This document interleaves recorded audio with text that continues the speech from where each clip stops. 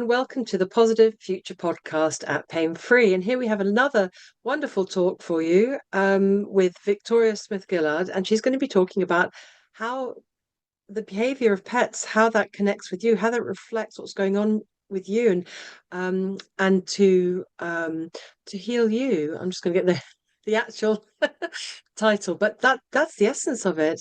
And I'm thrilled she's come to talk to us at Pain Free, pets and how they come to heal us.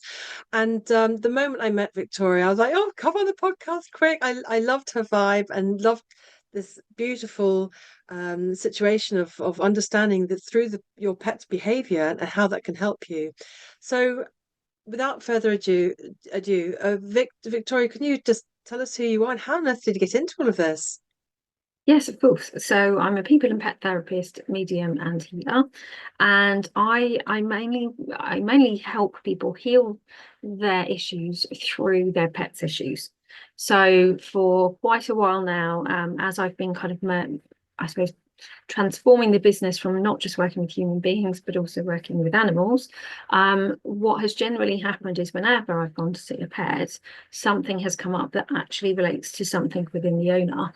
And so as time has gone on, obviously the more and more and more that happens, you kind of go and obviously yeah, exactly. And I'll share on this talk a little bit more of that, obviously, as we go on.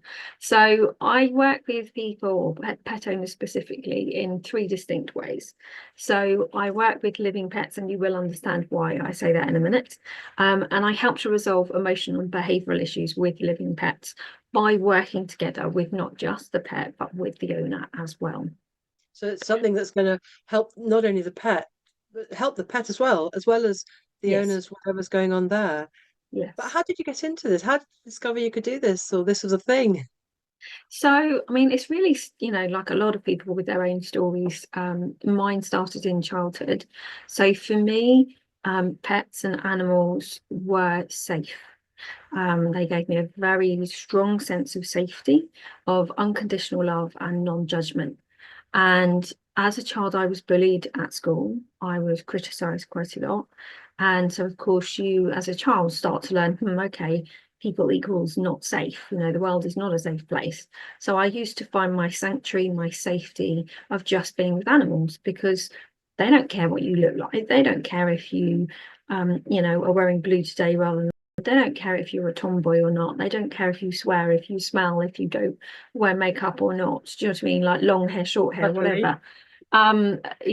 And so I always just felt safe, and I felt held, I felt protected. And I feel just because of that, I suppose because you then start to kind of come away from the human element of the world, and I very much bonded with them. I just began to have a real affinity with them and a very strong bond with them. And I mean, I've got plenty of experiences from childhood that I could share, even up to adulthood, to be honest, which I suppose were the beginnings of this affinity building. And it can go from like the real simplest of things to my music teacher having a bumblebee sitting on his finger when he opened the door to me for a music lesson. And I was a bit like, ugh. And he just said, no, just stroke it. Sorry, I'm going to probably sneeze in a minute. And he said, just stroke it. And I, of course, as a child, I was like, I can't, it's going to sting me. And he said, it's not going to sting you. And I just really gently stroked this bee. And from that point, it really changed even just my relationship with bees, to the point that if I see Amazing. one struggling these days, not only will I do, the sugar water thing that everyone says, but because I'm a healer as well, I will actually put them on my hand. And the last one, I sat in my porchway with my door open, which was only about a month ago, and chatting to this bee and going, come on, darling, so let's see if we can help you make it, you know. And I was Beautiful. giving him healing and watching him breathe, he or she, I don't know, obviously, how you sex a bee. But, so just the simplest of things like that. But my brother and I both were very much into animals, both still are. And, we hand reared wild kittens at the age of 7 between the two of us. I've been very lucky to have experiences such as I don't know what you'd call them these days, but basically the keeper who was at the aquarium on Clacton Pier. my dad used to know very well. So we got to go behind the scenes and actually stroke a killer whale. Now, obviously, these days I would not condone obviously the conditions they were kept in. It was probably the size of a big swimming pool, which is just nothing for obviously a killer whale at all. But Wow. obviously as a child, you don't know any of that. You know, none of us knew necessarily any better. But to be able to actually physically touch a killer whale and see them spout, you know, spout water through their blowhole, and because of that relationship between the two of them, when we went on holiday to Yorkshire to Flamingo Land, the aquarium gentleman had, sorry, I don't know the clinical term for it, it's just evading me right now. But he was actually at Flamingo Land looking after the dolphins. So of course we're watching a dolphin show, and my dad's sitting there going, I recognise that voice. Why do I recognise that voice? And obviously we went to see afterwards, and of course it was the same person. It was Peter Bloom. And so I got to play fetch with dolphins in between dolphin shows to actually see how amazingly clever they are. And again, there's all these, you know, different experiences. My brother worked at London Zoo and Whipstone, so we got to go behind the scenes when he was working there to you know, see the elephants up close. And I mean, obviously, probably wouldn't be able to do any of this these days, you know, but it was amazing, you know, to see a large animal, a large mammal under anaesthetic. I mean, obviously, we weren't allowed in theatre, but you could see behind the glass, you know. So there was all of these different experiences, and that kind of led on in life to lots of adult experiences. So when I went to the big cat sanctuary in Kent, that was the first experience I had where I don't know whether to call it animal communication or just a psychic connection. It was probably a bit of both, Is to be that the fair. is that the Aspinall's place in Kent? The big No, so it's a slightly cat different one. So it's not Port Lim. It's the Portland. Big Cat Sanctuary. So they do a lot of work with endangered cats, you know, the big cats. And like they've brought over ones from Ukraine recently, and they're helping them sort of, you know, get through their traumas and have a wonderful existence, you know. So they do a lot of good work for the endangered big cats. And it was actually one of their open days when I was literally standing next to a tiger's enclosure. He was in the inner part of the enclosure where he was just behind, obviously, the glass, and he had the straw around him. And I just was focusing on him and just not even trying to tune into him, but then picked up this real sense of emotion. And I remember staring at him and going, oh, sweetheart, my goodness, I can feel what you're feeling. And he just stared back at me. Now, animals don't generally stare at you because staring Amazing.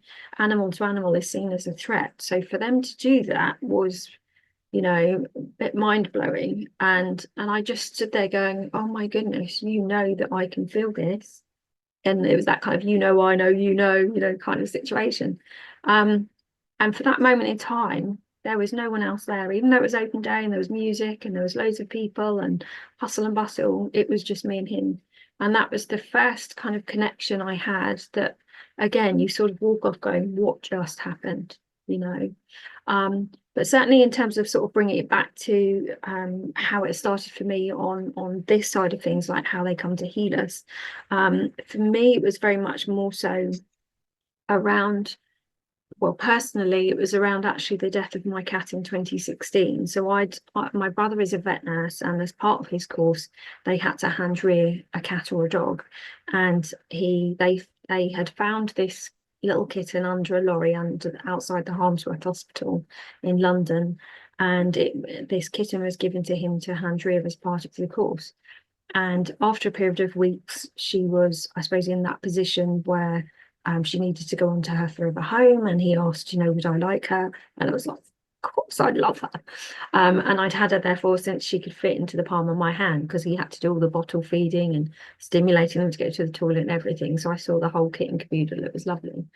And when she passed in 2016, you can imagine having had her from such a young age, and the fact that she was technically part feral. So she was a very defensive cat. Everybody thought she was aggressive, and I said she's not, she's defensive. There's a difference, and I can feel it.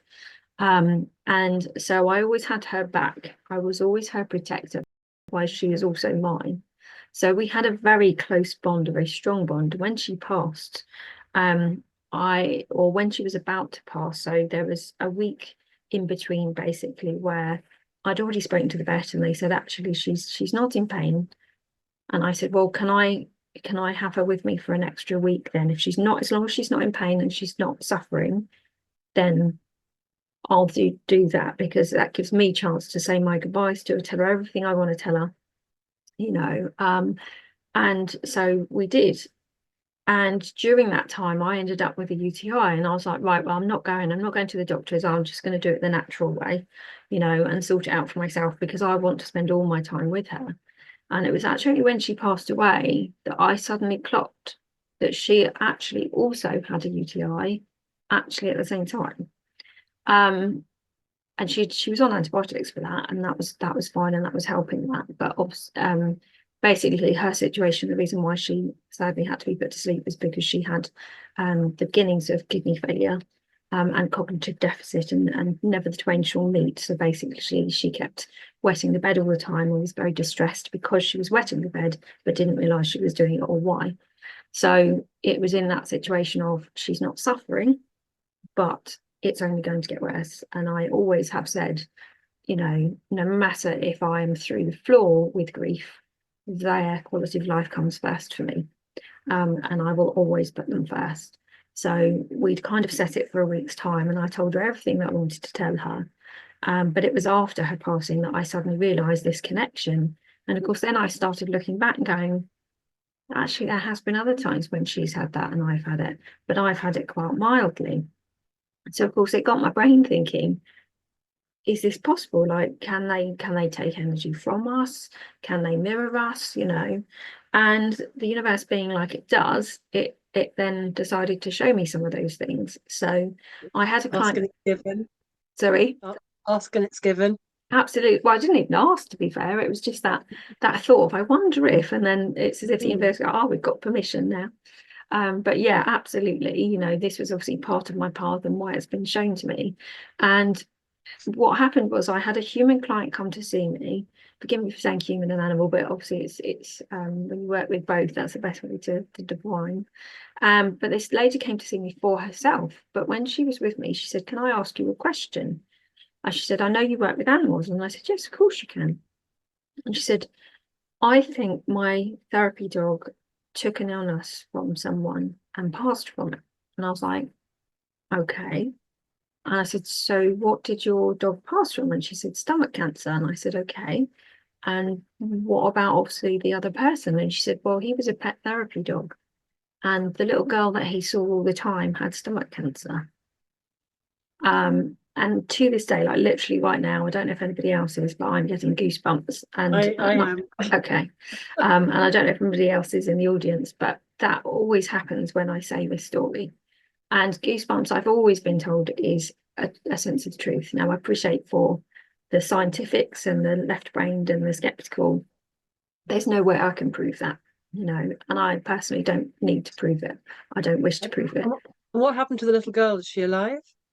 So that obviously we don't know. All the lady knew at that point was that basically she felt that he'd taken it from her, and I don't think, to be honest, after that she had any dealings with this little girl.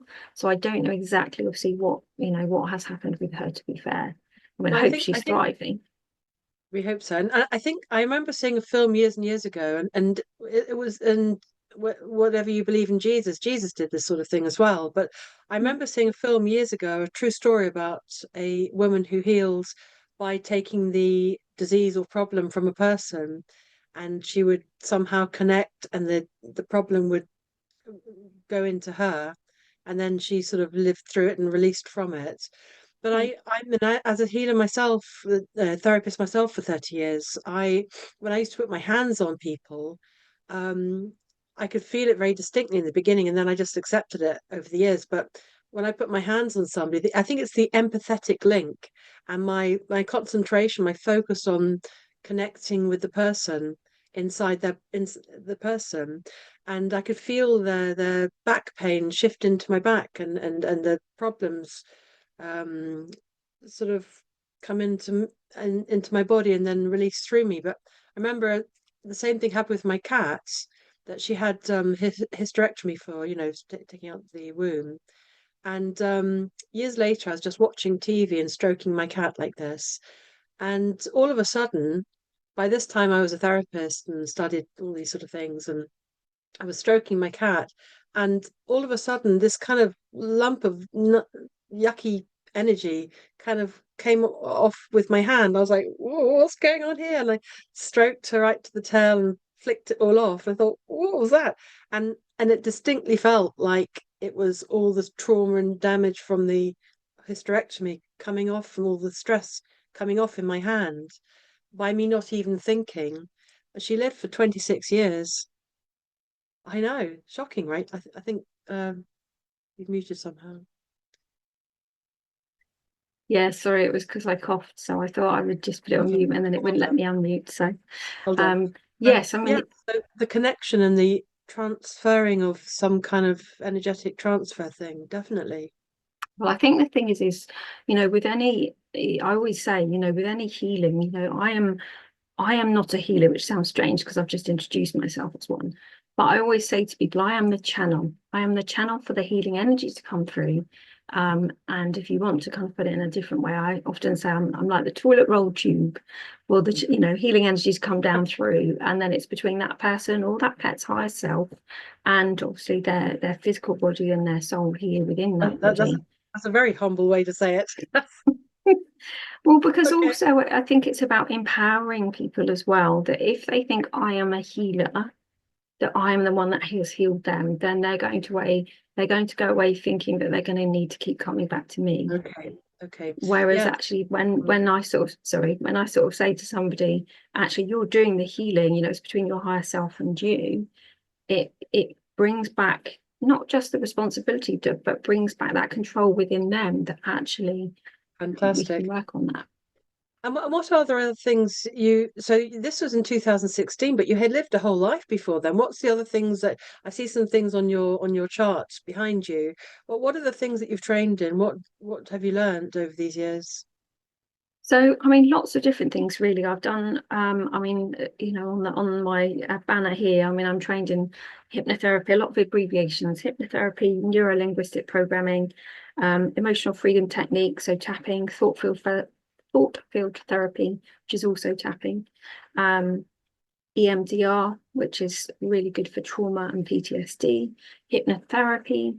Wow, I literally have to look at my banner. You've done a lot. Rahani celestial healing, sound healing, and obviously when you're working with all the different chakras and energy, and because I am doing fibromyalgia, I've been on a very long journey since 2014 where I've really started to. It was actually somebody around me that said, you don't have it, you're doing it. And that was actually for me the sort of the first part of my kind of metaphysics journey of, well, you're Mm. right, I wasn't born with it. So I've I created this energy somehow. I like to say your experience, it's an experience you're having. Yeah. It's not you, Yeah. it's an experience you're having. Yeah. And so all these different things are on your website. Yes, all of them. Yeah, absolutely. And a lot of that, a lot of obviously sort of looking into the metaphysics for myself and working with that, then also led me to very much the same situation with pets. That actually, okay, so if they have energy within them, could that same energy be more metaphysical? And because obviously I'd had the situation with my own cat as well, and like for UTIs, it's all about being, I don't want to swear, peed off, shall we say. Yeah.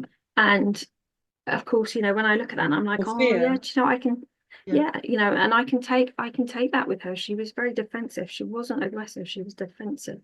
And of course, when you start looking at and then you start applying that, if you like, and it keeps starting to come true. And I started to see, like, I had one client around me that said, oh yeah, my dog's got a left shoulder problem. So of course, because I'd been on my own journey and everything, I was like, okay, do you have a shoulder problem? She said, I don't have a left shoulder problem. She said, I've got a right shoulder problem. She said, but actually, come to think of it, the doctor did say I was referred from my left. So of course, I started getting that kind of thing coming in. I had another one where, bless, there was this beautiful dog whose owner was pregnant, and he got severe gastroenteritis and was admitted to the vet surgery. She actually got mild stomach pains. he sadly passed, obviously, from that condition, but she obviously went on to give birth to a beautiful baby. And again, I'm getting goosebumps on that now. And again, people find it really hard sometimes to think that their pet will do that, that they will take something from us so that we can continue. And a bit like the lady with the dog with the stomach cancer, I said, yes, but we don't know what that little girl or that baby is going to go on and do in life. They have a soul contract quite often, the pets do, where, it's their soul contract that they will take that from us so that we can go on and do what we need to do in the world. Yeah. And, I mean, that certainly blew the owner's mind, but at the same stage, she was like, but I didn't want him to do that. And I said, yes, but that's because as human beings, we have attachment.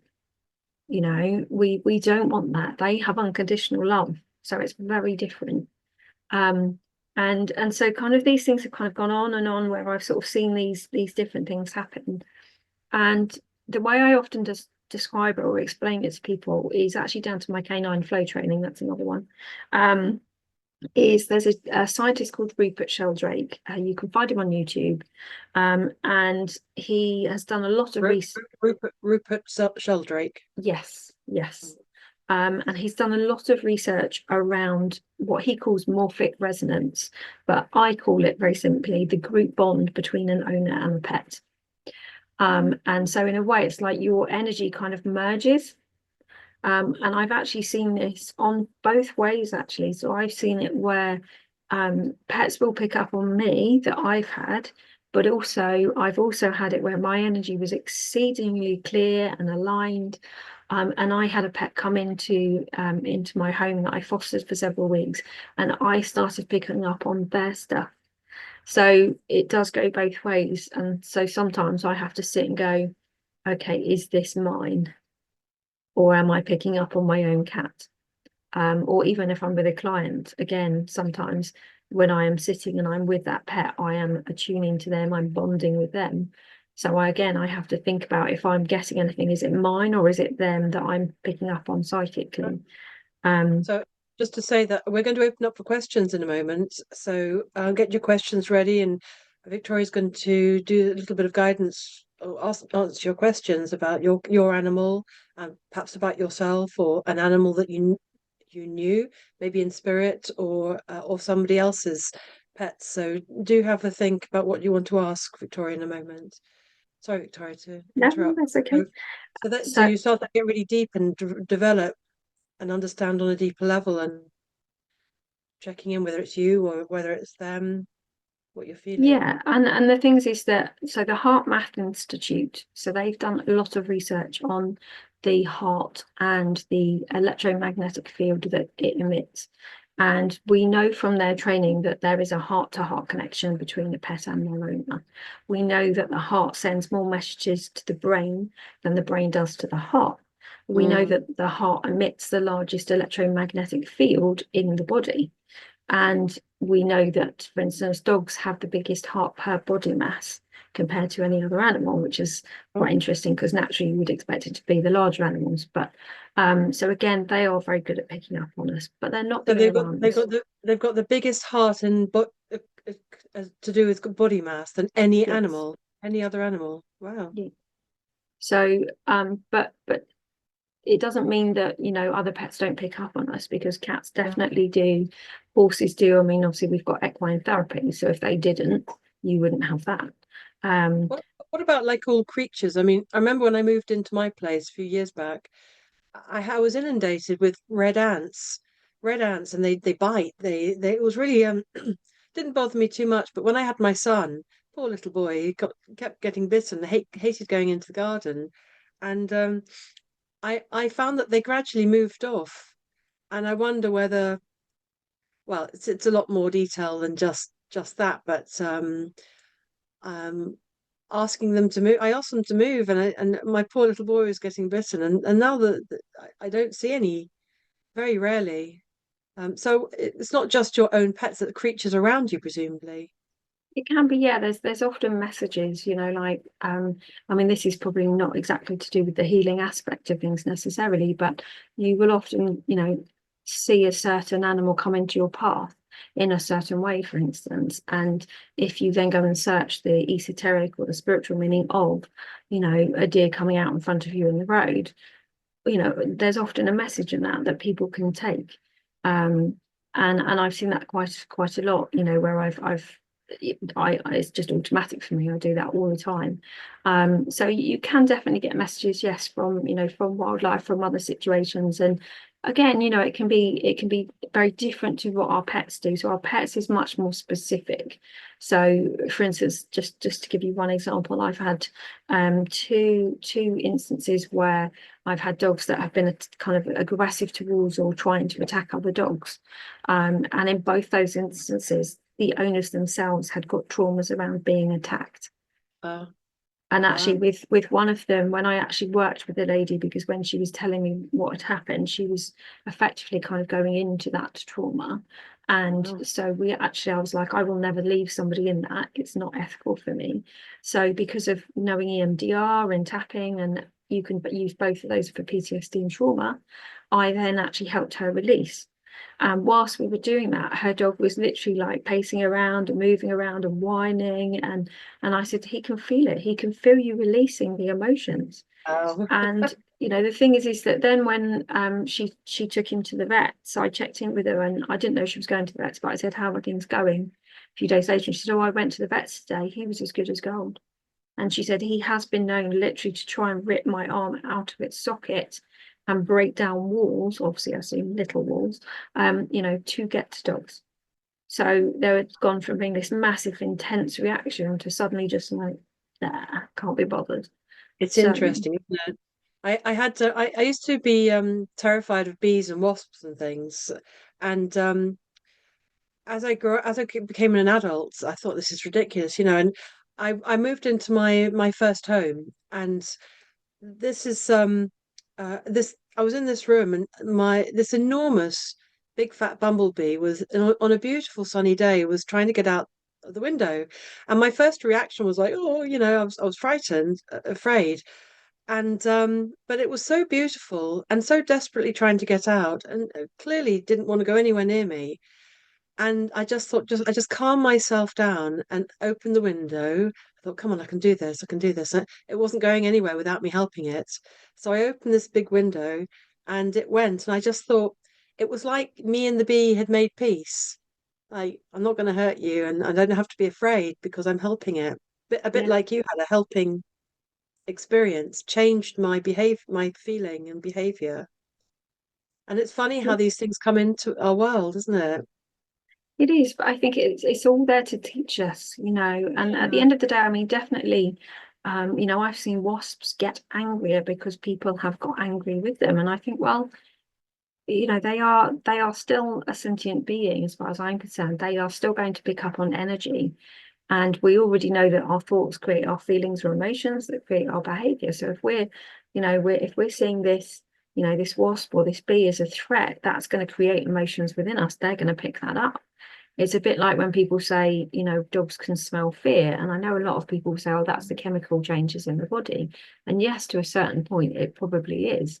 But also they can do that because they have a vomeronasal organ, a VNO, at the top of their nose, which as they're taking in that information, they convert it into kind of energy information that they can understand, because we know that emotion is energy in motion. So every emotion has Oh, a, I know, every, in sorry, go on. energy in motion. Energy, what? Yeah. Every emotion is energy in motion. Yeah. To be fair, that's not my phrase. I think that's Bradley Nelson. He does the emotion code. And I remember him saying that. And he actually does have, it might be on YouTube, I'm not definite, but people can search. And he does have a documentary called E-Motion, that people can watch. And I think that was where I first heard that. And I was like, that is so true. How many times do we say, I've got no energy today, or my energy's flat, or and we use the term, but when we start talking about it in slightly different contexts, everybody kind of goes, oh, energy, oh no, woo woo, and it's like, no, we talk about it all of the time. All the time.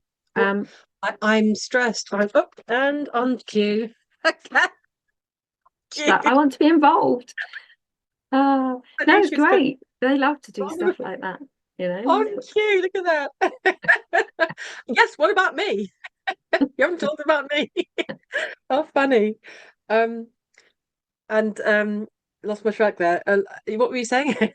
We were talking about energy in motion, weren't we? Energy in motion. Yeah, we Yeah, say things, don't we? I'm stressed, I'm this, it's real and your body reacts automatically. yeah, And it's a physical experience, isn't it? yeah. And they will even pick up, Pick up, on our on our beliefs, beliefs as well. as well. Yeah. It's So like I when I had I was fostering a couple of cats, and actually they helped me in a lot of different ways, but I'll just name the two that they did. But one of them, when I first got them, one of them came in and he was all kind of very much sort of like, oh, okay, this is where we are now, cool, okay, like really relaxed and chilled. And then the other one literally came in, got out the carrier and hid behind the sofa, wouldn't come out for about 2 days.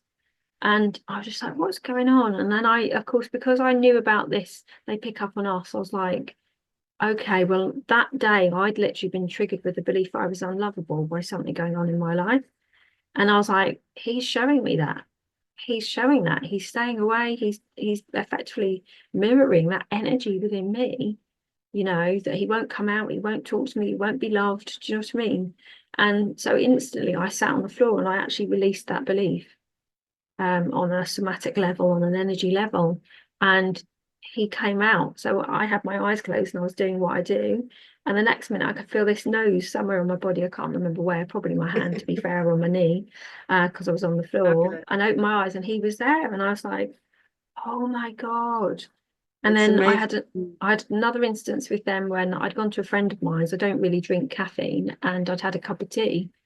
And I got home and there was two cats, and they would just hammer and tongs at each other, I'm gonna get you, not if I get you first, and jumping over boxes. So it wasn't like fighting. It was just sort of play fighting, I'm gonna get you, not if I get and jumping off tables. And I was like, what's going on, guys? Seriously. And then of course I was like, right, hang on a minute. And I felt into myself. And of course my energy was like antsy all over the place, like somebody plugged me into the mains because I'd had caffeine. So of course I was like, oh, I'm really sorry, Uh, guys. And I had to then go out for a walk and kind of effectively kind of burn off, that mm. kind of caffeine energy, if you like. And of course, when I got back, much calmer. Beautiful. And do you find that living this world that you live in, that it's made you more aware of yourself, of more sensitive to who what you are and who you are and how you feel and everything? Yeah. Absolutely, yes, because whenever, like with Puss or any other pet, to be honest, I'm around, to be honest. But with Puss especially, she's obviously my current cat at the moment, and I'm always looking, if there's something going on with her, I'm like, right, okay, how does this relate to me? So like when I first got her, she was quite what would be called aloof. She doesn't really want to be cuddled, and of course there was a part of me that got a little bit frustrated with that. I was like, but I want to cuddle you. I want you to sit on my lap. And I had to kind of give myself a bit of a slap and go, no, actually, if her personality right now is aloof for whatever reason, I shouldn't be trying to change her, because actually I'm trying to get her to meet a need within me of me wanting love. And actually I need to meet that need. So you get a lot of reflections, you get a lot of extra awareness. I mean, I had one client around me, and it was even with them, so that their whippet they'd got laminate flooring. And for pets, laminate flooring is a bit like an ice rink, and especially for those kind of breeds as well, well, any breed, to be honest. But and so this dog very cleverly had decided to navigate the living room. He would jump onto the settee and walk around the settee, which was an L-shaped. And one of the members of the household, forgive me saying this, called their dog a knob, excuse my language. And um I was like, okay, that's quite interesting, and I just said to her, actually, he's being really clever. And I told her obviously about, laminate flooring and how it affects them and impacts them. And I said, may I suggest that you're not probably very compassionate with yourself either, because you're not being very compassionate with him. And there was just complete silence. So also, yeah, so silence is an answer. And I knew the answer. I didn't need to know the answer. And I wasn't doing it to shame them in any manner or form. It was actually just highlighting to them that often Well, the way we interact with our pet, the way we treat our pet is very indicative of how we may be treating ourselves in a maybe less favourable way or a favourable way. So and he did attract you, he did bring you into his home for that conversation in that moment. yeah, yeah. And I will, I will say, especially if it's something that can be quite derogatory towards a pet. So I did have one gentleman at a psychic fair who came to the stall with his wife, and he said to me, "Oh, don't ever get a Dalmatian. They are so stubborn and they want everything their own way." And he was quite, that vitriol behind the words, and I sort of looked at my friend that was with me and I went, "I'm sorry, I can't help myself. I'm going to have to say something." And I just really calmly just said, "Oh, okay." I said, "Well, very interesting." I said, "Actually, pets do reflect us in the household, us as owners. So I'm just wondering who in the household can tend to be a little bit stubborn and like things their own way." I knew the answer, obviously, but I was just like, very gently, let's just put it out there. And he went, "Well, it's not me." And his wife was like, Yeah, just standing there. And they just moved off after that, very and funny. I jokingly said to my friend, I was like, "I've either just broken up a marriage or I might have just caused some arguments at the dinner table." Because it's, Self-awareness, yeah, parental absolutely. awareness. Yeah. The way we describe our pets, Mm. very often I'll say to people, the way you think about your pet or describe your pet, who in the household is that way. So if it's like, "Oh, they're zany, Mm. they're off the wall, they've got too much," okay, who in the household is like that? And it's not a judgment, it's getting people to see who they have that strongest energetic connection with, that group bond a lot of the time, Interesting. you So know. listening to your words, your descriptions that you say, that the your behavior of your animals and see how that reflects with you. Yeah. I mean, it's not just animals either. Even we are animals ourselves. I mean, I have two children, and I notice that if I come back home all grumpy and sort of bossing about and whatever, and I see the rise in them, I thought, I'm creating this. Sometimes you're in it and you don't realize you're in the sort of you're in it, you're in the story, and it's all blame and them and work and whatever it is. But sometimes I can catch myself and be like an observer. I thought, well, look at that. That I've just created that in them. We're all animals, aren't we? Yeah. And they are very good again at picking up on our emotions. Mm. I've seen it where, a husband and wife were having an argument between them, and both of them were really angry. And then the girls came back from school, and one girl tried to punch the other. And of course, then, they're having a go at her, and I had to just take one of them aside and say, "Hey, pack it in. You two are Copy. having an argument. Both of you are angry at each other and Yep. resentful. Sort your stuff out." That probably wasn't quite the word I used, but sort your stuff out, because actually they're picking up on your anger and they're doing it Yeah. between them, you Yeah, and know. probably without consciously thinking about it, we pick up on each other and reflect each other.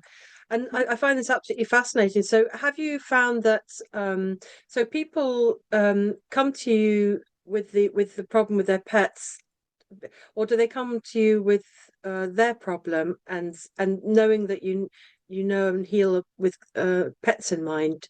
Which one comes first? I mean, how On does the it most, happen in your yeah, world? I mean, on the most part, it's generally somebody coming to me because there's an issue with their pet.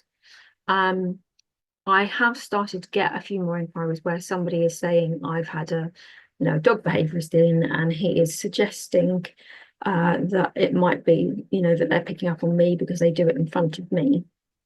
Or, that kind of thing where they're aware that it could be them. And I mean, either or, really. I mean, in a way, if they're aware that they think it's them, that's really good. It might not sound it, but it is, because actually they're then Awareness. kind of already open to Mm. looking at things. Whereas if you've Yeah. got somebody that's like, "Fix my dog," and we go through the forms and go through the discussion, and like, actually, you've now described to me various traumas that relate to dogs attacking you. That's why your dog is being aggressive or reactive towards other dogs, or that's certainly one of the reasons that we need to look at. Hmm. they might not necessarily want to then venture into that and go down that kind of therapy route. Okay. Um, so it can be both. So it And can be purely to help the dog, help the animal, but they may already know that this is what you do, and they've come yeah, as a package to see how you can help them. And then you yeah. help them in all different ways, that all these different abilities, techniques that you've studied and developed. You use all different things to help them. And Absolutely, yes. So a lot of my sessions are very integrated. So I always know that the clients that are drawn to me, there will be something for the client to heal.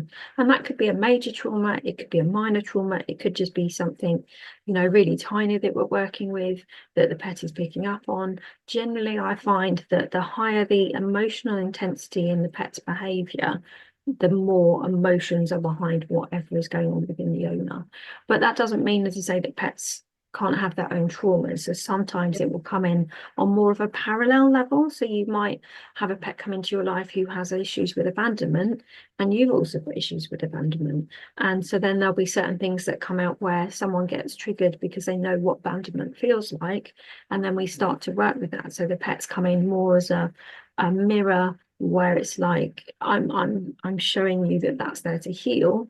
Whereas with mm, other ones, it's perhaps more a message of you've got all these emotions within you that relate to certain things that you're not dealing with, and you're pushing them down, but I can still feel them, and I'm acting them out. So it can be lots of different things, or a medley of them.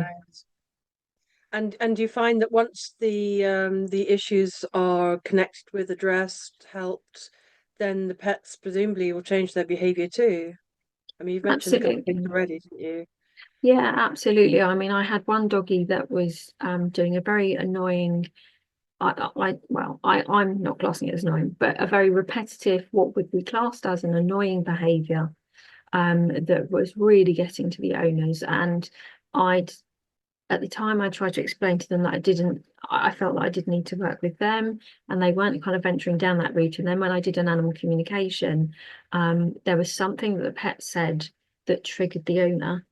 And I then said to her, okay, I'm going to repeat that sentence back to you, and then I'm going to ask you a question, and I'd like you to come say to me whatever comes to you first. And actually what it brought out was a trigger that related to a family member. And it was the dog that was, their behavior and what had been shared in the communication that had triggered that. So of course, from that we started to work with it, and actually during the session they were really holding space for the owner. They were actually sitting on the settee watching them, which was Oh, really lovely. So they'd stopped doing the behavior that obviously was the issue. And then as soon as we started to wrap up the session, the dog started to go back and do the repetitive behavior, and she was like, oh. And I said, okay, tell me this, is the behavior a lesser intensity? And she said yes. And I said, okay, they're doing it less because there's less emotions within you that needs to be healed now. mm, So and sadly they are one of the people at the moment where that's kind of where that client relationship has ended at present. And I'm okay with that. Sometimes I'm just there to sow the seeds, sometimes I'm there just to show people awareness. This people have client, their path. The people have their yeah, path, isn't it? I mean, as yeah, a therapist myself, some people come for 5 minutes with you, and some people come for mm, many months. It's yeah, everyone's. It's not for you to decide, is it? It's you no, have to be graceful and accept people are making the choices that's right for them.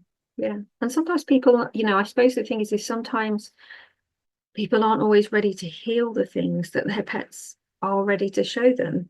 Yeah. And so that's the thing is, that can come up, but it doesn't necessarily mean it's the right time for them to heal that. Sometimes it is just the right time for them to become aware of that and start to process that side of it.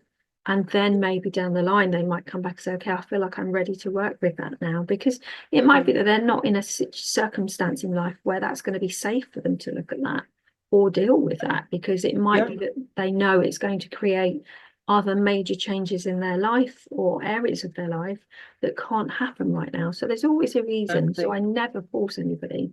I always That, know that I was meant to do what I was meant to do at that point. And then sometimes it's just that, as you say, that case of stepping back. Um, yeah, meet the need where it's wanted, isn't it? because Yeah. we're not here to, well, not here to heal anybody. It's not, you know what I mean? It's like we're here for what the person needs. It's a meet the need point, really, isn't it? And so you mentioned about you also help people with animals that have gone into spirit. How did that all come about? So that actually also was to do with my cat Phoebe when she passed in 2016. So because obviously, you know the backstory now. So I was so bereft, and I'd had a sign from her. So the night that she passed, I actually heard this on my bedside lamp, and there was nothing next to that lamp. I hadn't touched the lamp. There was no one else there, and it was a sound that she used to make when she rubbed her head against the lamp.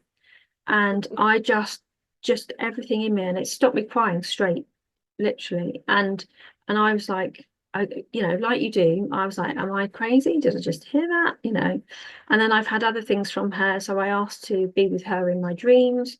That happened, and I literally could feel her purr. I could feel softness of her fur.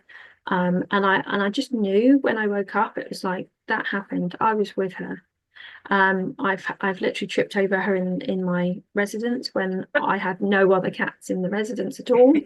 And you kind of go, okay, because often you will see them in peripheral vision. And so when I was really bereft, I was like, I'd seen mediums bring through, horse here and there and a dog here and there, and I've got this horse for you. And because of my background in vet referrals, I was like, well, I'd love to be able to do that, because most of the time, hopefully, I'd be able to kind of at least get an idea of the breed, or have, a vague idea of the breed, and be able to share that with somebody. I've got a Lhasa coming through, or, that kind of thing. And so I went about with my animal communication mentor. I said to her, I really want to do this. And so I set about doing case studies with people whose pets had passed away, and just really sort of ask them anything that I felt that was relevant to ask. A lot of the questions I would ask were things like, has your owner experienced you from spirit? Because up to that point, I had had other instances where a pet from spirit had given me a smell, because I used to have pancreatitis, so their farts would smell. And and I was like, okay, well, thank you for sharing that with me. And I just asked then, in my mind, I just said to them, would you share that with your mum? Because obviously I was like, if you could share it with your mum, like that would be great. And I just said, okay, I've just had something from them. Is there anything going on for you at the moment? Is there any, and I always try and, don't lead it as such. So I just said to, are you seeing anything, hearing anything, smelling anything, feeling anything, so I kind of included all of the senses. So I wasn't kind of going, you smelling anything? And she said to me, oh my God, I can smell his farts. And I was like, brilliant, well done, lad. Thank you for bringing that through. So because I'd had that, I that's one thing I asked, because like me, a lot of people feel that they are crazy, that it's their grief talking, that they haven't seen their pet, or they haven't heard them bark, or they haven't heard their claws on the laminate clattering across, or whatever it is, or they haven't felt them laying on the bed. And so I always ask that, because as a pet owner, when you're grieving, to have that validation that you still have an amazingly strong connection with your pet. Mm. And yes, I, absolutely, we do have to mm, grieve the physical loss. There's no doubt about that. But to know that you've still got that energetic connection can yeah. make such a difference. I heard that they sometimes the spirit animals they come around you because they've lived with you for however long it is, and they come around you and they're almost um, confused why you don't pay attention to them. I heard that they come around um, and you don't connect, or you think it's nothing, or it's your thoughts or something. But the more I get into all this sort of thing, the more I believe it. I sense it. I feel that's true. So, if you feel your animal around you, say hello and imagine you Absolutely. pet them or whatever. And Yeah. so let's open it up before we come to the top of the hour, let's open it up for question time. If anybody has any questions wants to ask Victoria about your pet or your experiences, or you want to add in anything to what we've already been talking about. Do you have any questions? Do either of you want to, Helen, Rose, do you want to unmute or put something in the chat box? Helen, you can unmute if you want to. Yeah, I'm unmuted. Hello. Hello to Hello. both of you. While you were talking, I've heard a lot this week about the XL bullies and the amount of XL bullies that are being destroyed in Kent, Okay. which is quite a phenomenal amount, actually. And I was wondering about, I mean, I know that most of their aggression is obviously genetics and they've been bred especially to be bullish, if you like. What But XL I was, bully? What means yeah, animals? yeah, the dog, Yeah, the dog. ones that attack people and have killed children and adults and everything. It's been in the news an awful lot, in the last year or two. And I'm wondering whether or not, if you've got one of those dogs, whether or not you can make a substantial difference to their behaviour by acting in a certain way. Is it possible? I believe it is purely based Yeah. on the fact that they pick up on our emotions. Mm. So if, and I have seen it with dogs around me when we've walked past somebody and I've felt anger in another person, but rather than them bark at the person, they've actually barked at the dog. And I'm like, okay, that's interesting. So I definitely do think there's an element to that. As to how far that goes based on other things that could relate to that particular breed. Obviously that's not really my kind of ballpark, but No, I know. Just certainly, wonders. Yeah. certainly we can. I mean, when I used to do dog walking as part of my business many years ago now, and I was asked to look after a little puppy Labrador, and they were, as puppies are basically, they were at that point of kind of teething, so they were exploring a lot. And this little puppy tried to actually rip the dishwasher, where you put the little tablet door, tried to rip that off. And I was like, no, you mustn't do that, come on, darling, and you try and play with them. And then they started trying to do something else, and I got a little bit frustrated. I didn't get angry, but I got a little bit frustrated. And I was like, no, naughty, mustn't do that. And they growled back at me.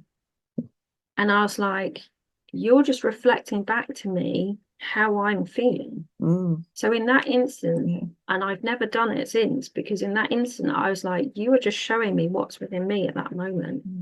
And I just went, okay, darling. And I just sat on the floor and they came over to me and they were fine. So they were just showing me, yeah, I don't appreciate you having that kind of feeling towards me. And so I've never done it since, So if that can happen with something as simple as that, then yes, I do think that very much we do, not even can, we do affect their behaviour on how we're feeling. And can I ask you another question? Yeah. Sorry to interrupt you. Can if you're feeling, so what you're saying is if you're feeling aggressive, your animal, cat, dog, whatever, could pick up on that and start behaving in an aggressive manner. Not necessarily. So certainly if you have got anger in you, they will pick up on that, because anger, the emotion of anger has a frequency. They will pick up on that frequency. They will pick up on that energy. As to how they display it may be slightly different. Okay. It doesn't necessarily mean they're going to be aggressive towards other people or other dogs. But there will be something within their behavior that will show that there is that emotion there. So for me, like I was saying earlier, I suppose with those little girls, they went for each other. So it could be that suddenly, if you've got two dogs in a household, they start kind of having a bit of a go at each other. And then when you sort of think about it, it's like, well, hang on, that happened a minute ago and I've just shouted at my child. Oh dear. So it could be different contexts as to why it comes up at the end of the day. And that's why I'm kind of like, I'm trying to think as I'm speaking at the same time. So it doesn't always mean that if you're angry, it's going to show up as anger, but their behavior will definitely show. But it's also because of that heart-to-heart connection and what the heart is emitting. It's not, it's even if you've got anger within you, it may not be anger that they're picking up on. So it may be something else from your past that actually is emitting much more strongly, whether you're conscious of it or not, that they're then picking up on. So it can get quite complicated, but certainly they can show it. They can, if you've got anger within you and it's being triggered rather than kind of dormant, then yes, it's very likely their behaviour will show some change of some description. Thank you. Wonderful. And Rose, did you want to ask anything? If you want to put in the chat box or unmute, it's up to you. So yeah, it's being aware of what's happening with your animal and questioning, seeing what if that's something in you, and observing. That's the sort of first place of it then. And then maybe you realize something about yourself and maybe you know how to help yourself or get in contact with you or someone like you to help you through whatever that is. But it's the observing then is the first sort of step, it sounds like. It's often the reflection, probably more than the observing. I mean, definitely, you've got to be aware that something's happening to be able to then reflect. So there's certainly a level of awareness required with this. But I mean, just generally people can do things in terms of, like, if you want to know if your pet is being affected, like one of the ways I use with pet owners all the time, even for just something as simple as like just a bit of stress, and it could be mild stress, not even stress, intense stress, is I just get them to basically put their hands on their heart, close their eyes, and just take some nice deep breaths with a longer exhale than inhale, just for about 5 minutes. And then actually open their eyes and just notice how their pet is. Because very often, if owners will say to me, oh yeah, no, it's nothing to do with me, I get them to do that, because then I'll actually see what the pet does, because most of the time the pet will go, and you can just see their faces like, oh, thank you. And sometimes it's just been literally very mild, and they're like, I don't even feel I am stressed. And that's the thing, is they're so finely tuned. They can pick up on stuff way quicker than us. That's why, they're so good at picking up on energy of earthquakes, and, when we're about to have thunderstorms, and, they are so sensitive to the environment and the changes in vibrations. So I think definitely, one of the things I get people to do is, look at how they would describe their pet, and then actually look at who in the household does that description relate to. And obviously, if it's like a one-person household, then it's very obvious. Unless they have like shared ownership, it's very likely to be you as that person. But I always say to people, if you don't like something in your pet, so if you talk about, like quite an obvious one is people say, oh, they're so needy. No. I will say to people, okay, but when you dislike something in a pet or another person, that's something that you dislike about yourself. And again, it's that. Absolutely. So it's always that kind of reflection. And definitely, I think, when they do have like some strange behaviors that pop up, it's worth looking at, what's happened in the last 24, 48 hours. Has there been arguments in the household? Has something changed? Has there been, some life situation come up? And start sort of looking at, obviously, if you're unsure, please speak to your vet, because obviously sometimes sudden changes in behavior can be pain related. So I always say to people, have you had a vet check? And if they said yes, the vet says everything's okay, then that's when I will start sort of looking at obviously the other side of it. Doesn't mean that I won't necessarily pick up on some other area of pain that hasn't been looked at, but definitely generally that's sort of where I kind of come into it, if they've had a vet check. So I would say it's awareness probably more than observations. Thank you. And sometimes it's not that, it might be their thing, as you're saying. I mean, I had a cat who she was peeing everywhere more and more. I mean, she's such a good as gold, dear cat, but she started to be, peeing everywhere, full bladder releases, and it was driving me crazy. And the smell, it was driving me crazy. And I took her to the vet, and he checked her wee and all that, and analysed it and all this sort of thing. And he said, "Oh, it's a kidney thing." But as a healer, as a therapist, I know that, what a peed off, what a kidneys are about. It's about fear. And it turns out, I thought, I realized that what was happening was that the cat flap was magnetic, and the big toms were coming in. I didn't realize. And there were these big toms that were coming in and terrifying her, because she was only doing it in my bedroom, right at the end of the room as well. So it all made sense when I clocked and I changed the cat door and problem over, no more peeing. I Yeah, changed it to one of these digital things where only it's only connected to her. yeah, So the microchip cat flaps. that's it. And the problem stopped. I thought, gosh, so sometimes it's not you or it's not the environment or they're okay. Well, she was peeing and it was starting to be blood coming out in the wee. That's when I got worried. But it was fear because it stopped when I changed the door. Yeah, it's often a bit of everything with that. So it's fear and it's the stress of it, of like I'm being violated, basically. It's I'm being invaded. And sometimes there can still be messages in there. So although it is a very Mm. practical and more of a clinical problem in that sense and an environmental issue, very often there is still messages within that of is there somewhere, and you don't have to answer that question, but does somebody feel invaded somewhere in their life? And that could be there's somebody at work that's being like really awful to them, or do you know what I mean? So it can be lots of different things. I mean, I had one lady who who was keeping her cats in separate rooms because they weren't getting on, and she asked me to communicate with one of the cats, and I did, and he said I feel trapped, and she got really triggered by that. Um, and once I'd kind of calmed her down and just said, look, often there's a message within what they're saying. And I just said to her, do you feel trapped anywhere in your life? And she just reeled off all of this, well, my husband's passed and I've been left this house and I've got no money to do the issues and I need to take the cats to the vets and my car's broken and, and absolutely I feel trapped. And I was just like, so they're trying to share that message with you. Try not to see it as a judgment. They're sharing that with you because they want you to have changes within your life because you deserve that happiness, So even though I'm always looking for where there is that element to it. And as we've been saying with it, yes, it can be direct. And other times it can be very indirect and very subtle, and that it's more that we focus on the pet's issues and what's going on for them.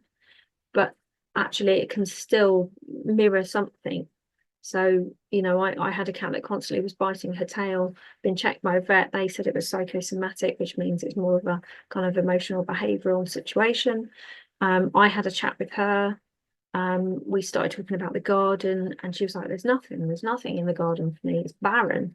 And her owner was amazing. So we went through all these different plants she could have, and I asked the cat if she'd like that, and she was like, yes. And the owner went and did this, got all the plants, and the cat sat outside with her, watching her do it, and putting all these plants in, like being the supervisor. And they got her a cat enrichment, centre as well, and she loved that. But one of the reasons she was doing it was also this sense of boredom.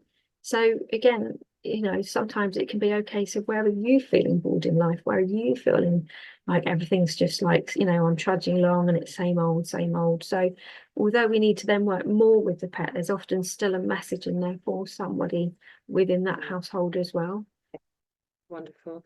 Victoria, we've come to the top of the hour, and I just want to say I totally enjoyed your talk and what you're talking about. And anybody who's missed this or has just come in, don't worry, you're going to get the recording very soon, so you can see the whole thing. And I'll be putting the links to how to get in contact with Victoria, so that you can take the conversation further with her and explore if this is something that you need help with or want to explore more with her. And Victoria, that was amazing. I loved every minute. It was amazing. And thank you so much for everybody for joining us. And I always like to leave the last word to my guest, you. If you want to say something for a parting comment or word or focus or something um, to leave everybody with before we to finish.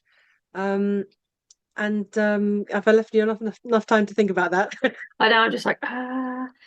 So Um, I'd say two things really. So everything they do is to feel safe. So whenever there's something going on, like, think about how is that making them feel safer. That would be the first thing. So like with your cat, often they will do things like that. They will defecate or urinate in the space to make it smell more of them, and then it makes them feel safer again.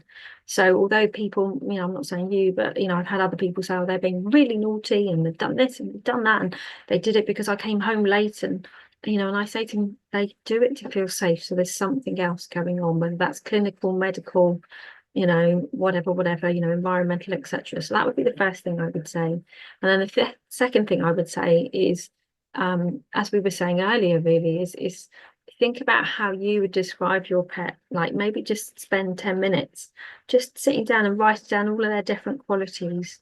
And this could be the qualities you like, and it can be qualities you dislike, because it'd be a valuable exercise, because actually you can start to see, as I say, the ones you dislike are the qualities, the humans type of qualities that you dislike in yourself. Okay.